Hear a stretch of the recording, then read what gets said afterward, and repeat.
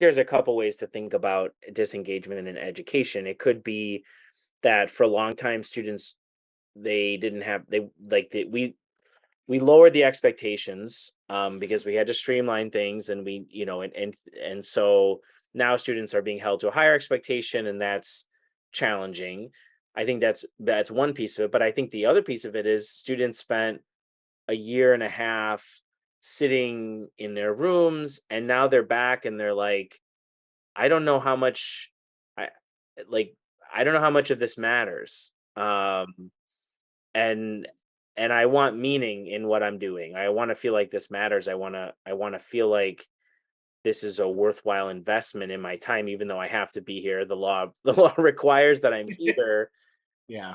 Just like workers who don't want to go back to that job because that wasn't fulfilling on Mhm. some level. And I don't want to say one, I don't want anyone to think that our curriculums are just fluffy with stuff they don't need. I don't think that's it, but I do think it's reevaluating what really matters, curriculum wise, and then finding ways to make it more relevant and engaging so students can see why this thing that we're reading or we're learning is going to help them later on. And it's not always just about knowledge, right? It's about skills, it's about critical thinking, it's about reasoning, it's about problem solving, but Yeah. trying to paint that image for them as often as possible about why this matters or how it could matter in the future, I think is what it ultimately comes back to, right? Because if students can Yeah. understand that there may be a time where this would be really helpful to think about what we're doing and why it matters,